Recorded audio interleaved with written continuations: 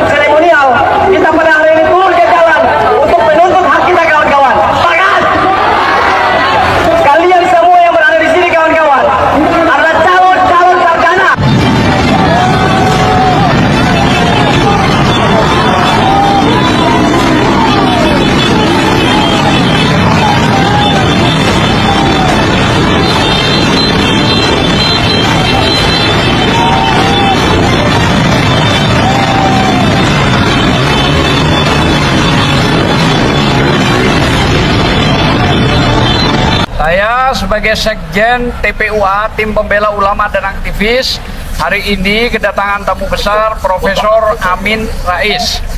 Oleh sebab itu, hari ini sidang tadi dimulai, tapi isi apa dari proses sidang ini yang tepat Prof. Egy Sujana untuk menjelaskan. Monggo, Prof. Assalamualaikum warahmatullahi wabarakatuh. Waalaikumsalam warahmatullahi wabarakatuh. Ada terjadi lompatan berpikir dari majelis hakim. Mereka meminta kita mengikuti urutan agar sesuai dengan aturan hukum yang ada. Nah, urutannya dia mulai dari mediasi. Padahal sebelum mediasi kan harus surat kuasa dulu yang jelas. Nah, sampai detik tadi tidak ada surat kuasa tanda tangan basah dari Jokowi, tidak ada gitu. Yang ada surat mandat dari Seknek dari Jaksa Agung. apa urusannya? Hukum acara HIR tidak mengatur itu. Apalagi mengacu ke Undang-Undang Dasar 45 pasal 27 ayat 1, setiap warga negara berkesamaan kedudukannya dalam pemerintahan dan hukum tanpa kecuali.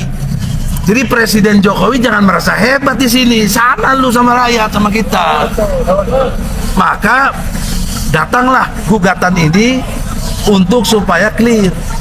Dan kita tidak macam-macam. Kalau Anda bisa menunjukkan ijazah asli, case close, kasus tutup, dan kita bubar, kita tenang. Presiden kita punya ijazahnya. Tapi kalau nggak ada, Anda tahu diri dong, Anda tidak berhak jadi presiden. Karena ijazah itu syarat sebagai untuk jadi capres, syaratnya itu ada ijazah, minimal ijazah SMA.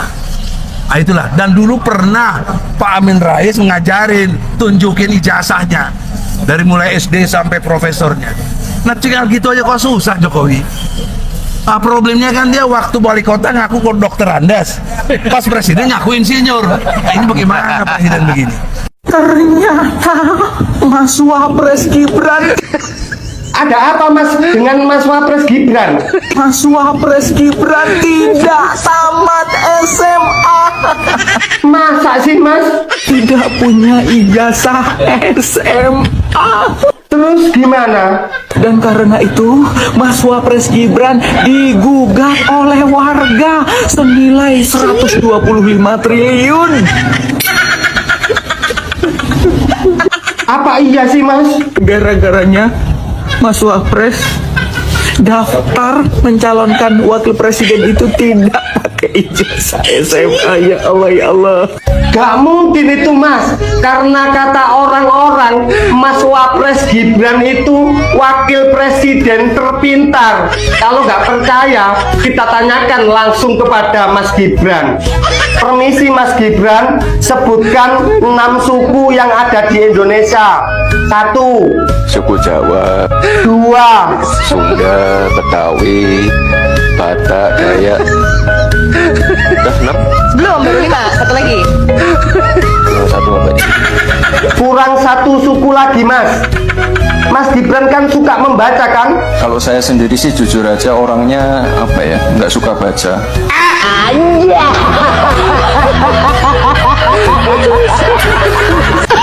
Perasaan anak sama bapak sama aja ya, sama-sama bermasalah dengan ijazah. Apalagi bapaknya, dari zaman Bambang Tri dan Gus Nur masuk penjara sampai Gus Nur kembali dibebaskan, nggak pernah tuh kelihatan wujud asli ijazahnya. Jok. Ternyata Mas Wapres Gibran tidak tamat SMA atau tidak punya ijazah SMA. Ya ampun, baru tahu kan? Baru tahu. Dan karena itu Mas Wapres Gibran digugat oleh warga senilai 125 triliun.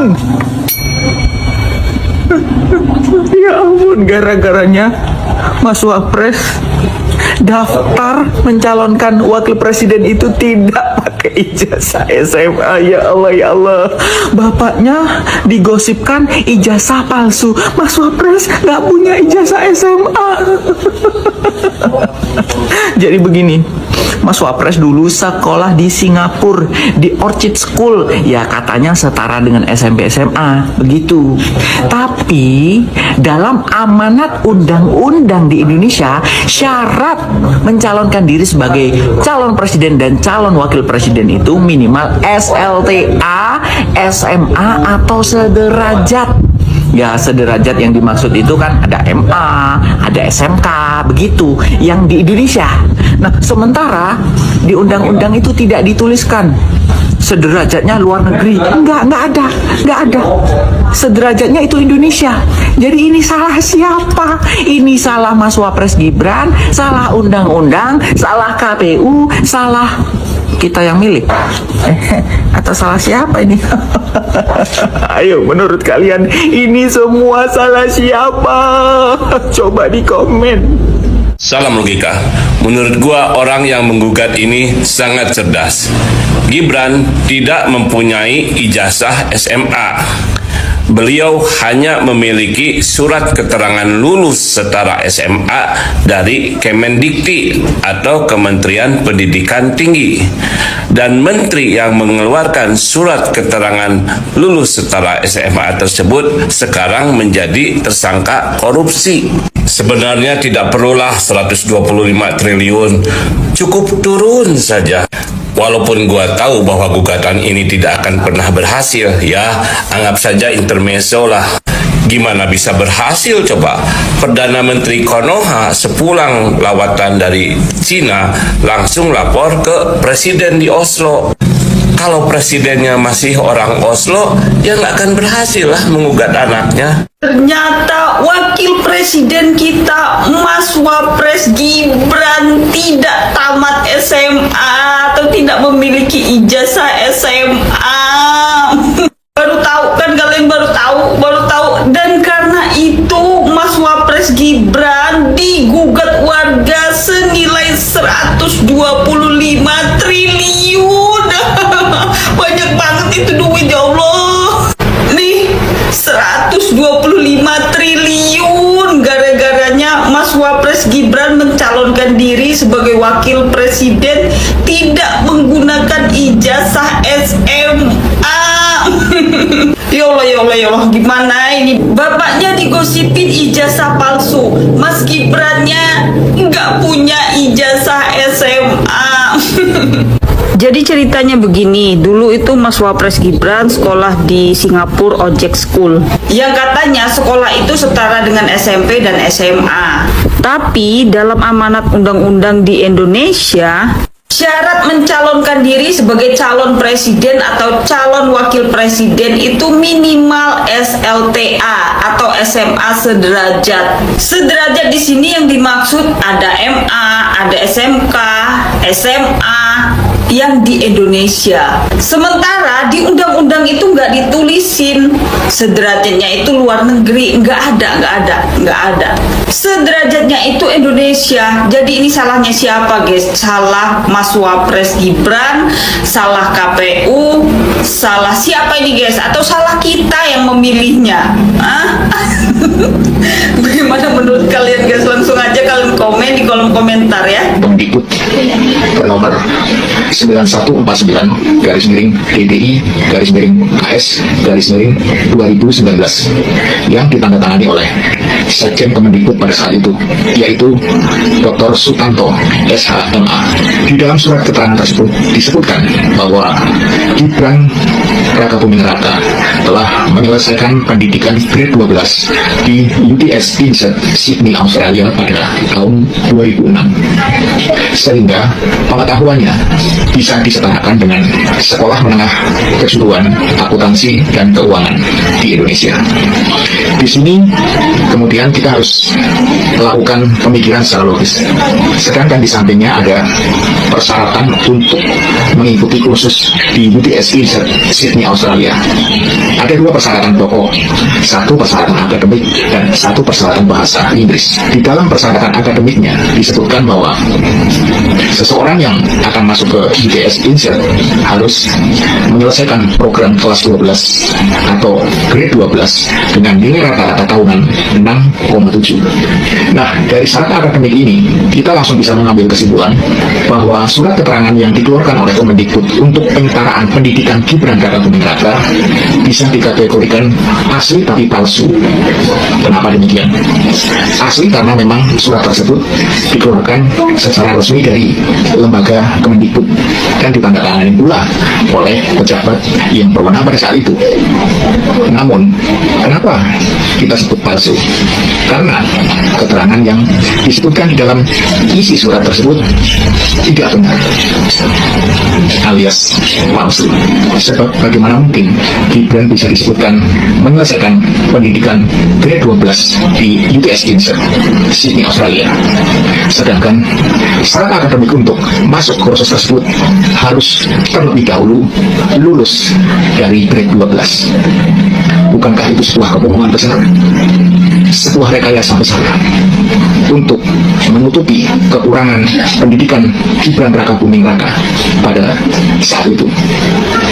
Jadi kita tidak perlu jauh-jauh untuk mengecek secara langsung ke Australia, atau kita berbicara yang lebih jauh lagi tentang pendidikan sarjana Gibran. Ya, halo Sobat Peti, kembali lagi bersama saya di channel ini. Nah, kita telah menyaksikan sebuah cuplikan video yang sangat menarik, dan tentunya di sini kita akan melihat bagaimana saja komentar dan tanggapan netizen dalam sebuah cuplikan video tersebut. Nah, untuk itu teman-teman, mari kita melihat apa saja komentar dari tanggapan netizen tersebut. Nah, teman-teman, di sini disampaikan oleh Supriyanti SPD, Razim tak mampu tegakkan hukum, mundur saja. Nah, di sini juga disampaikan oleh Dianda Lestari, ayo demo terus sampai Jokowi diadili dan Gibran dimasukkan, semangat teman. Nah, Sobat Politik, di sini juga disampaikan oleh Ehau Zikri, para mahasiswa mewakili rakyat Indonesia, para mahasiswa tanpa pamrih hidup mahasiswa hidup Indonesia. Nah, Sobat Politik, lanjut di sini ada Sakit Yona menyampaikan, ayo bangkit dan bersatu rakyat Indonesia. Resmi rezim Jokowi bersama para geng dan pembelanya. Nah, Sobat Politik, kita lanjut disampaikan oleh Ali Yasin, pembohong lebih saya, karena akal sehat sudah hilang. Disampaikan juga di sini oleh Manto Zaya, bila rakyat dan mahasiswa turun, pasti penegak kebenaran walaupun penuh dengan pengorbanan jiwa dan raga. Nah, Sobat Politik, kita lanjut disampaikan oleh Songkeng, Jokowi tidak akan dipecat kalau tidak dijemput paksa, karena Jokowi sudah menyuap semua KPU, Hakim, Jaksa, Polda, Kapolri, semua ternak termul dibayar ribuan triliun. Ijazah palsu bikin negara hancur, rakyat sengsara, menjerit ijazah anjing ke Jokowi lebih gila daripada anjing gila. Nah, Sobat Politik, kita lanjut disampaikan oleh aspek proyek, mestinya rakyat yang turun seperti di Nepal. Klauka, lebih baik revolusi total daripada rakyat makin menderita. Nah, Sobat Politik, kita lanjut disampaikan oleh Ramadi Gurene, Yakub pengalihan di sudut agar nggak gaduh, terus sekalian Andi Syafdika. Nah, Sobat Politik, kita lanjut disampaikan oleh Panca Saputra, ayo maju terus rakyat, dari mahasiswa bersatu, kapung koruptor, adili Joko sama termul-termulnya. Nah, Sobat Politik, kita lanjut disampaikan juga oleh Manto Doyo, saran untuk Pak Prabowo, tegakkan hukum kekatakan koruptor, adili Pak Jokowi seadil-adilnya, hentikan MBG. Di sini juga disampaikan oleh Zuli 2000, digugat 125 juta dimazulkan sekalian. Perlu di beberapa mantan menteri lagi yang didekriminalisasi oleh si mantan demi menyelamatkan diri dan keluarganya, atau juga akan menyalahkan rakyat. Apa masih belum cukup koleksi dosa-dosa rakyat? Nah, di sini disampaikan oleh Abdul Bashir, betul sekali, jenderal dari TNI lagi harus tegas berani.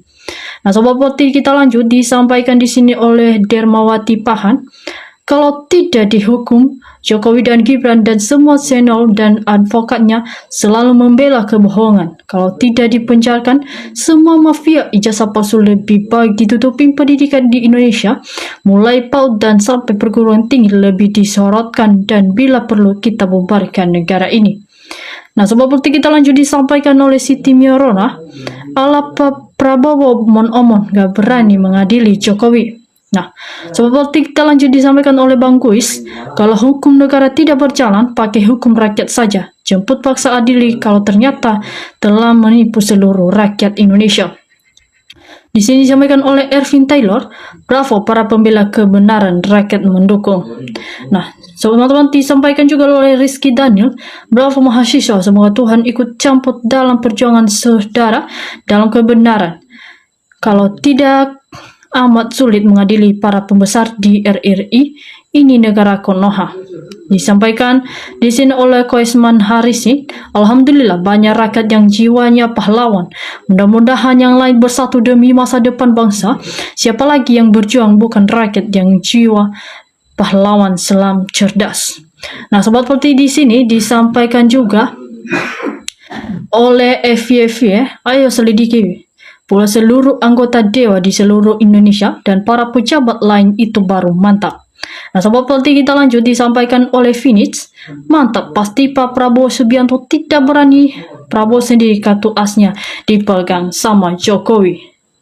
Nah, sobat politik, kita lanjut di sini disampaikan oleh Ani, membara semangat rakyat, memberi juang hak-hak rakyat, semangat saudara-saudaraku.